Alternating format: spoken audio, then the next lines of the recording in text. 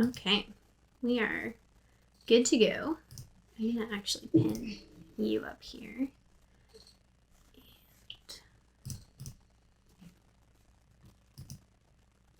There we go. Okay.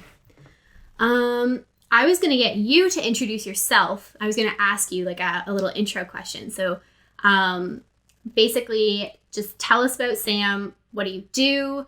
What got you into this field? Like what about student leadership and working with students do you love? Yeah. Okay. So what's up, everyone? My name is Sam Demma. I am 20 years old. I stumbled into speaking not by intentionality, but by chance. I started an initiative when I was 17 in high school that was catered around picking up litter to raise awareness for the environment, but also to prove to young people that a small action can make a big impact. Through that work, teachers started reaching out saying, "Hey, Sam, can you come speak in our school?" And I started speaking after 40 presentations. Like Dave Conlon, Maddie Campbell, and the whole squad, Jake and everyone. Got some great advice from other speakers in the industry and started seriously in about March of 2019. What I love about it is that I'm so close in age to the students. I can act almost like an older brother. So for me, it places a lot of responsibility on my shoulders to give really good advice, feedback, and mentorship. But on the same time, it allows me to build real relationships when I speak to students. And I want to be a resource as much as I can, because when I was younger, I didn't really have someone young who could help me that I felt comfortable talking to all the time if I ever had an issue. So yeah, that's pretty much what it's about.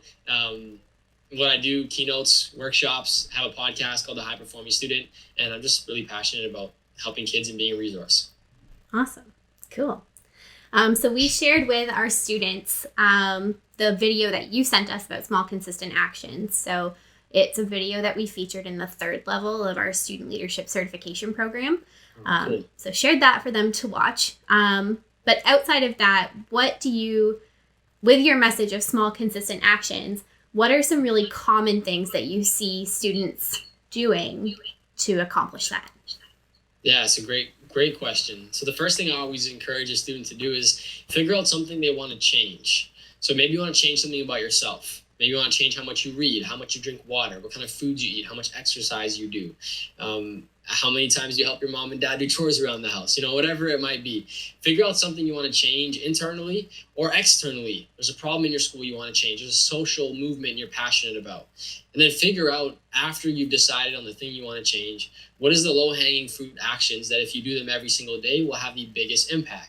I did a 7-week program with the Durham Region Police this past summer, and there was 3 girls who decided that their thing they wanted to change was the relief efforts in Beirut, with the huge crash. So we're passionate about that initiative. We want to make our change, make a difference, and we want to raise money. And so they decided to do a car wash. And so I helped them write a press release, and I helped them, get in touch with media, and they got it on the news, and they ended up raising like $6,000. And it was all because they started with an idea of something they wanted to change, and then just every day said, who can we contact? Who can we reach out to? So in terms of social impact or making a big difference as a student leader, decide on something you want to change externally and go for it. In terms of self-leadership, decide on something internally and then go for it. Break it down as small as you can. If you say you want to read 12 books, break down the page numbers. So, 12 books, let's just say, just for the easy math of this, there's 200 pages in each book, and you want to read 12 in this year. Well, that means you have to read 200 pages every month, right?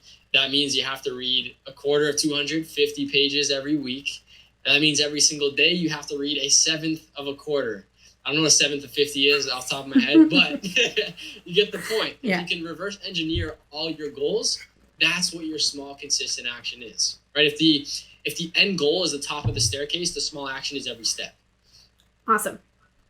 I love that. And I actually had a conversation with a first-year university student today who is at University of Waterloo, which is my alma mater, in the same program. So we got connected through this alumni mentorship thing. And he was like, I don't know how I'm going to make time for a social life. Things are so different right now, but the last 2 days I haven't had a second to myself. And I was like, baby steps. Take baby steps. So I love that message because I think it applies to improving something, but also just getting through one day at a time. Yeah, it's so true. What is your favorite small consistent action that you've done? For me, it's having a morning routine. Okay. So that could be a collection of small actions. So the one that impacts my life the most is exercise and drinking water. Like, I find that if there's certain things that if I don't do every day, it sets my whole day off. If I don't eat really good food, drink lots of water, and exercise, I know mentally and physically I'm not having the best day I possibly could. So those three personally have a huge impact on me. That's internal stuff. My favorite small action externally is figuring out how to brighten someone else's day or spirit.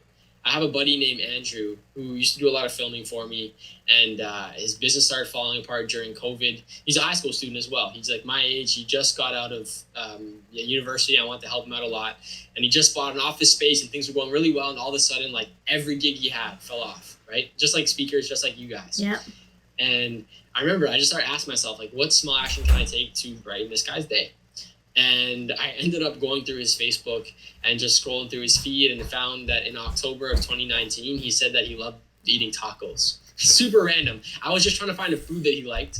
And I ended up spending like, I don't know, $34.99. And I Uber Eats him tacos to his door. And like absolutely changed his mood, changed his day. And I think the coolest thing is that if you're a student listening right now, you have an opportunity to be that person, to be the tacos for somebody else in your life every day, right? And that to me is like, damn, that feels so good. It's selfish because it makes you feel great, but it's selfless because you help someone else. Like, I don't think there's anything better than philanthropy because no one loses. I'd say that's like one of my other favorite actions. That's awesome.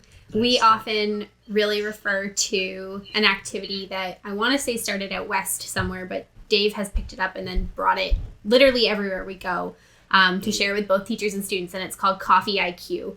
So it's great for the teachers who volunteered to supervise the dance the night before to bring in that box of coffee in the morning and all the fixings on the side. But it's even better to create that Excel spreadsheet of every teacher and their exact coffee order. Or is it hot chocolate? Or is it a tea? Or is it like a peach drink from Tim Hortons? So that reminded me of that. I think it's something so easy to do to put a smile on somebody's face. And it just shows that you actually care, you know? Yes. Like, it shows the people you care. That's what makes a lasting impact on people, you know, when they feel cared for and appreciated. Yeah. So good. Yeah. Okay, so you essentially run your own business. Like, that's what I would totally call your speaking, and you have your workshop, you have your podcast. What keeps you going, and like what keeps you motivated and accountable?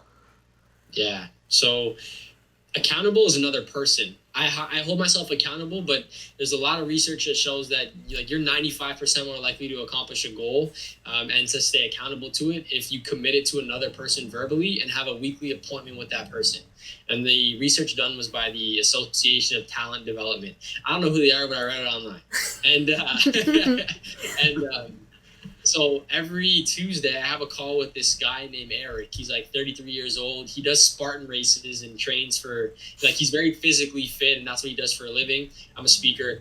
We basically tell each other what we're going to do for this entire week. And if we don't do it, we have a consequence. And the consequence is usually chosen by your partner. So like Eric will say, do as many burpees as you can in 5 minutes, take a video of it so I can watch it, and then record your number because you can't ever do that little ever again if you get this again. I made him do 300 burpees at 3 a.m. one time. Like there's, we go hard. Yeah, it's like, it's not funny, but at the same time, it's something you so badly don't want to do that you will do whatever it takes to get your stuff done that week. So in terms of staying accountable, definitely I track my most important actions on a daily basis because what you don't track never changes. Mm-hmm. But in terms of the big actions that need to get done, I use the pressure from other people in my life to also aid in that, specifically Eric. In terms of motivation, I would say the ability to reach other young people right now is so much needed. It's so needed. So I think it's needed now more than it ever has been in the past, and it's also easier than ever. Mm-hmm. Yeah, sure, you can't be in person, but I can talk to a kid in Ireland, and I can talk to a kid in Iceland, and I can talk to a kid in Italy, all in the same day in my basement. Yeah. So the ease of connecting and impacting is never been like this. And the other thing is, I think me being young, I might be able to snag more of the audience. Not to say that older speakers can't. I just think that that's a, like, I'm like a brother again. I'm like an older brother, and that can't be matched. And I'm trying to abuse that as much as I can while I'm still a young guy. So that really motivates me, and really just the fact that I wish I had an impactful speaker come to my school, because I honestly can't remember a speaker that came to St. Mary when I was a kid that just like, wow, this was amazing. And I always look forward to more speakers coming in. It was usually these boring PowerPoint presentations, and that's a big motivator for me as well, because I think speaking is an incredibly impactful skill if used powerfully and effectively. Awesome. Yeah. Jake, do you wanna slide in with a question? Do you have any? Yeah. So actually, having been someone who has co-founded like Pick Waste, and being an entrepreneur, being a speaker, and all those kind of things, there are probably a lot of like students who are also looking to maybe do something like that, maybe start up something. What is your words of wisdom to someone who may be struggling at this moment? Maybe they're in like a little bit of a like in a downhill kind of situation. Like, what would you say to them to help them like pick themselves up again? Yeah, the first thing I'll say is, don't ever look at someone who's done something and mentally place them on a huge pedestal. Like, they're so far away from who you are. I think one of the biggest disservices that I have maybe even done in the past, or other people in this industry subconsciously do, is that we preach. And when you preach, a student automatically thinks that you're some huge, idol that's done all this amazing work. And it's true. Yeah, sure, you've done great work, but they can too. So I think the first thing I'd tell a student is, don't ever look at me as this person who's doing all this amazing stuff and it's so far out of reach, because it's so false. Like, the only reason I'm speaking here today is because I picked up garbage. Like, okay, like, well, who's to say you can't go outside and start picking up trash and then tell a story about it, Sure, we've learned a lot of skills, met so many people, and networked our way to where we are today, and built skills and invested and learned and all that kind of stuff too. But the start was something so simple. So the first thing I would say is, don't make the process too complex. Like, imagine if every day I woke up and I wanted to go to the gym, and in my head I was like, oh my goodness, I have to get out of bed, I have to put on my socks, put on my underwear, put on my shorts, put on my shirt, brush my teeth, get my water, get my protein powder, make a sandwich, go to my car, grab my keys, drive to the gym, get out, tie this shoelace, tie that shoelace. You get the point. I'm adding like a million steps, as opposed to me saying, tomorrow I have to go to the gym. Right? It's the same thing with starting an initiative. Don't think about the million things you have to do. Say, tomorrow I have to do this. Tomorrow I have to make the Instagram page. Tomorrow I have to reach out to the mayor. Tomorrow I have to email Sam Demma. Tomorrow I have to message Ian Tyson or Maddie or the association or whoever it might be, right? So I would say, don't idolize people to the point where you make them far out of reach from what you're capable of doing. And then don't make things complex. Break them down again into the smallest thing you can do. Because we as humans always have a tendency to make things more complex than they are, just because we're lazy and we don't want to do stuff sometimes. So that's what I would say. Yeah. Thank you. When you say that, it makes me, and Jake will get this, but we had our leadership teacher, Sandy Miller. He would just point to a sign above his door that said, do something. So people would be like, what do I do next? Like, what's next? Like, they wanted a step-by-step, almost instruction manual about what everyone else was looking for. And he would get to this point where he was like, this is a leadership class. You know what to do. You know how to get started on what you're doing. And he would point to the sign above his door that said, do something. I love that. That's so cool. So I love that message of like, just go. Just do it. Yeah. Nike, just do it. Only you learn, right? What is something that you think every leader could improve on? There's so many qualities to a great leader. I'm trying to think what the most impactful thing would be that would allow them to lead more effectively. I mean, being a speaker, right off the top of my mind, communication is a huge one. Mm-hmm. If you're able to clearly and effectively communicate what you're trying to do to other people, that is the only way in the world that things actually end up happening. If you have this amazing idea, but you have no way of explaining it to another person so that they can understand it, your idea ends up going nowhere. And you're not going to get anyone else to buy in and help you with that idea. And I'll use a very close to heart example. And my grandfather is the most determined man I've ever met in my life. He struggles with his English. So he's from Greece, and he came to this country, no money, 16 years old, started working, got into the restaurant business, very successful. He's trying to implement something at his golf course right now that he golfs at. He has this amazing proposal. But because his English is not the best, he's having a very difficult time explaining it to others. And we sit with him many times and try and type it up for him and help him with it. He has the burning desire. He has everything that would make a great leader. But his inability to communicate to others is his barrier to actually implementing it at the club. And so I would say, as an effective leader, even if you have all the other skills, you have the ideas, you have the morale, you have the motivation, you have the support from others, and maybe even influence, but it's hard to even influence others if you can't cohesively put together your ideas. I would say without communication, it all falls apart. So I'd say that's probably the one skill I would focus on the most. And that's not to say that any of the other ones are any less important. I just think it aids in all the other skills you build. Awesome. Definitely would agree. We actually use communication as one of our scholarship questions every year. Like what makes you a good leader in terms of your communication, and why is it important? We get a lot of really great answers every year, but it's one of those questions that can help separate your pile, and the understanding there. Okay, I have 2 more questions, and then Jake, if you have any others, throw them in, please. Sure. Okay. Yeah. So my next question is, you talk about like small consistent actions, and we go one step at a time. Something I always struggled with as a student leader was seeing the bigger picture. So what would be your advice to someone, and I guess this sort of relates to Jake's question too, about who want to get started with something and they just can't get there. How do you approach the bigger picture, and how do you open your mind to find that bigger picture?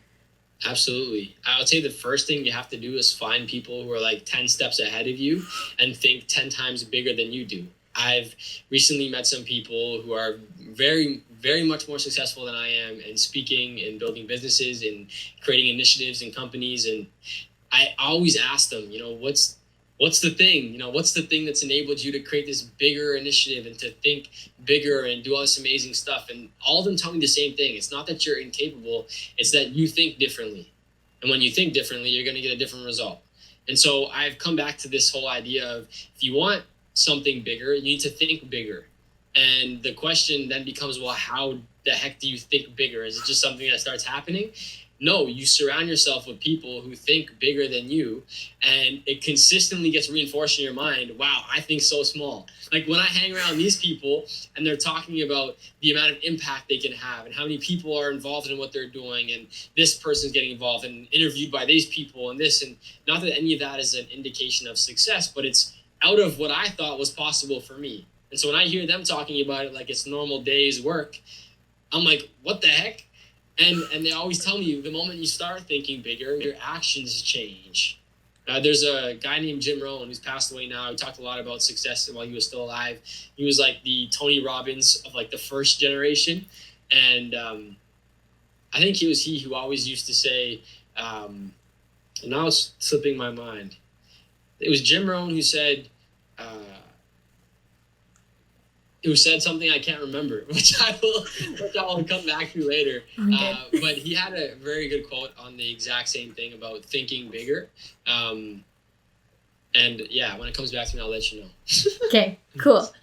Yeah. Jake, do you have anything? You want to throw anything in? Yeah. So actually, being someone that's just like going through your day, you have a lot of stuff going on, and everything like that. When it comes to, now I need to see if I can word this right.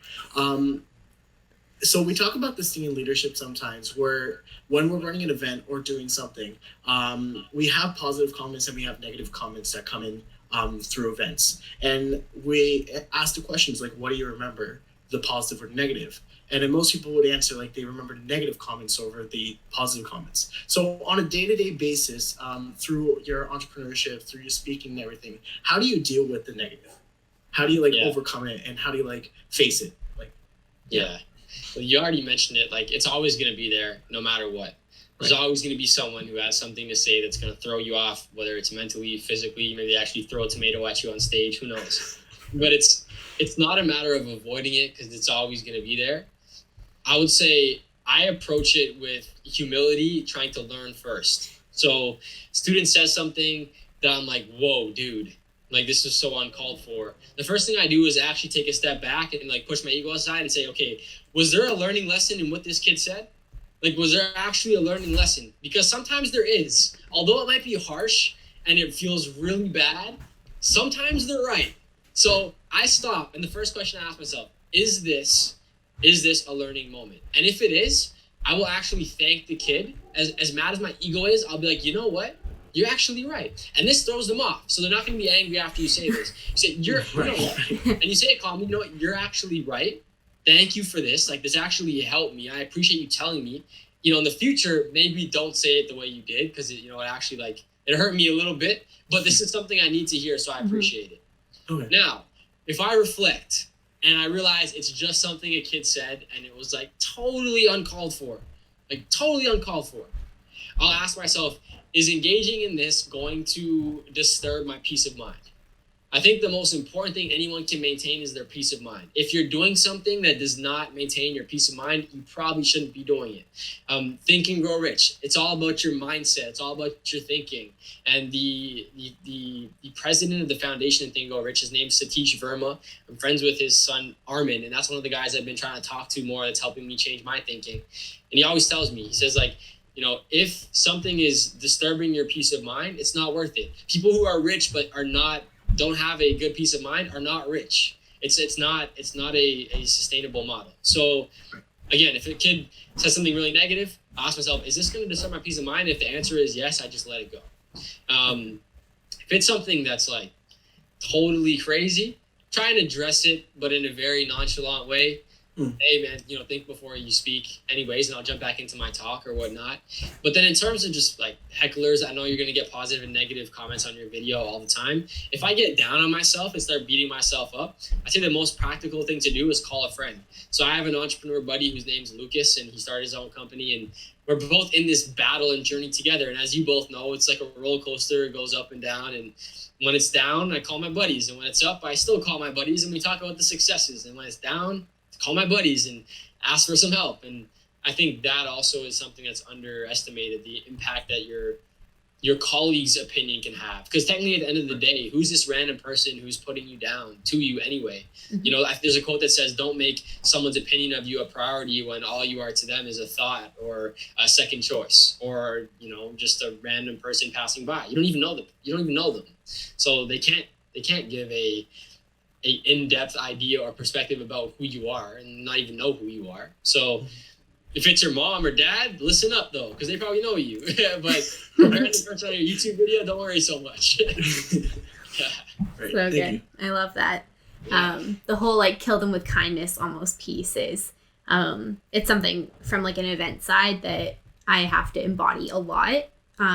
When you're dealing with all these different people, whether it be students or educators and it's to no fault of anybody's.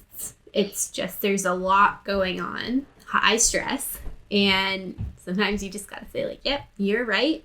And the best thing I ever learned in an event setting, I was on my first co-op term of university, so I was just 19, 18, maybe still, and I was working at the Toronto District School Board. So massive groups of people. I was working in the board office. We were running these swim meets. And we got to the first one, and my boss handed us a walkie-talkie. And she was like, okay, we're just going to go in the hallway and chat. We were like, oh my God, did we do something already that was not right? And so she huddles all the co-op students, and she goes, okay, the only answer you give anybody today is yes. And if you don't know the answer, you say, no problem, let me figure that out. And that's it. You don't say, I don't know. You don't say, no, I can't do that for you. The answer is yes, or let me solve that problem for you. And I have carried that with me for what I do in terms of being behind the scenes in events. But I think when you can be a yes man for people's feedback, like you said, it kind of turns them and they're like, oh, okay, I was expecting almost like a hostile response. But it's nice to floor people every once in a while. Even when you don't agree. Yes. Yeah. Is it worth it to disturb your peace of mind to try and win an argument that there's no point in winning? No, it's not. I really appreciate your feedback and move on. Yeah, I can share the same piece of information 10 times and someone will still be looking for it instead of saying, oh, I sent this like 10 times a week ago. Like, here, forward. Like, that's what that forward button is for. So, yeah, I mean, it gets people on your side, too. It's true. It's another good leadership tactic. Okay, my last question is kind of like lighter side of things. Do you have any books that you would recommend to student leaders, podcasts, like any media type? Talked a lot about thinking, so I would say go read Think and Grow Rich as a start. I haven't found a better book, and if you're going to read it, follow the principles. There's 13 of them. They're timeless. I've only started following them recently. It's had a huge impact on the way I think, the way I act, and the different things that I try and include in my life. It's had a huge impact. In terms of other resources, I mean, I'd want to know what the student is interested in learning, because books, there's millions of books. I think it's like a million get printed every year. So similar to the way you decide how you want to have an impact, I would say decide what you want to read based on what you're trying to gain in skills. You want to learn about sales?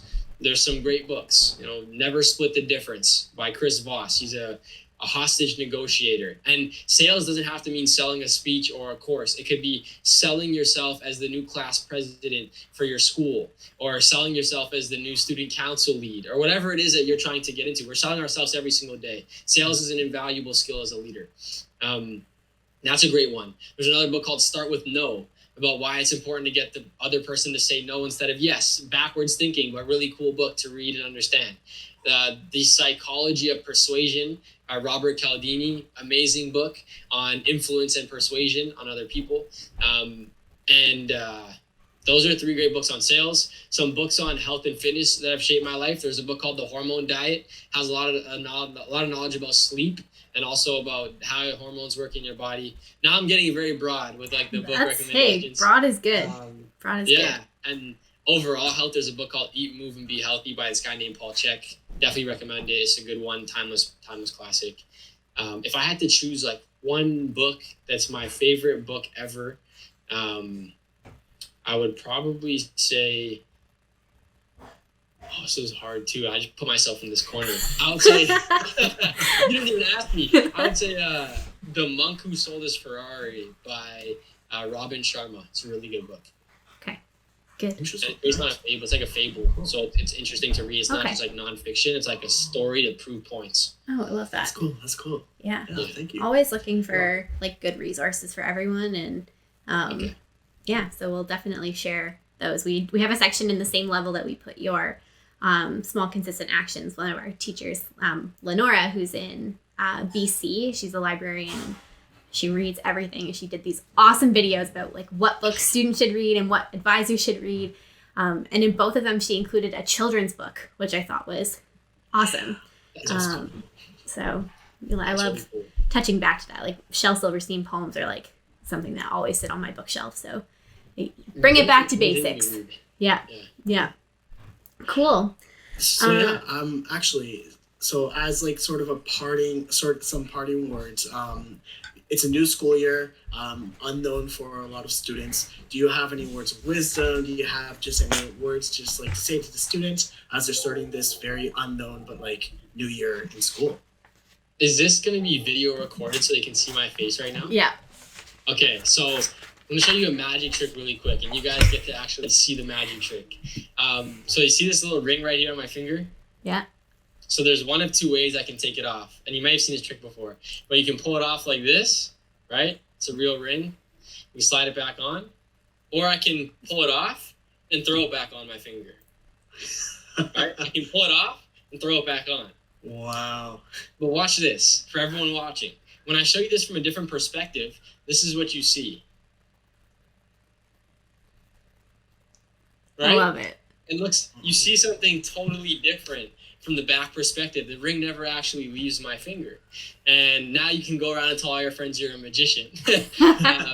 Just make sure you practice a couple times shaking your hand before you do it. But the real reason I wanted to share that is because I think in any adverse situation, any tough situation, it's not actually about the situation itself. It's about the perspective of how we're looking at it. Shift your perspective slightly, you see something totally different. You start thinking totally different. I think in any situation, easy or hard, changing your perspective always gives you a totally different outlook and a totally different game plan. So, new year, whenever things start getting difficult, figure out how you can change the way you're looking at the situation. Everything else will follow. Cool. Thank you so much. Yeah, Cool. I think that's really important. Like changing perspective, because sometimes seeing something from a different angle can actually give a little refreshing look. So yeah, thank you for that. You're welcome. You have anything else there, Jake? No, I think I'm good. Yeah. Okay, cool. My last question, yeah. Awesome. Well, thank you so much, Sam. We are so lucky to have you as a contributor to our program, but also a speaker that we will bring across the country with us when we're allowed to do that again. But hopefully we can do some more virtual things. We're going to put this into like a written piece as well and put it on our blog for people to go check out. But we'll definitely send them to your website, the High Performing Student Podcast, and anything else you want to add before we Any go? plugs to social medias? Yeah. Yeah, I mean, if anyone wants to reach out, just go to Sam_Demma, reach me there. But aside from that, I'm at your service. I hope you guys continue finishing this program, make it your own small action to finish these modules and graduate, and keep surrounding yourself with great people. Have a great year. Yay. Thanks, Okay, Sam. cool. Nice. That's where I'll cut it. So we're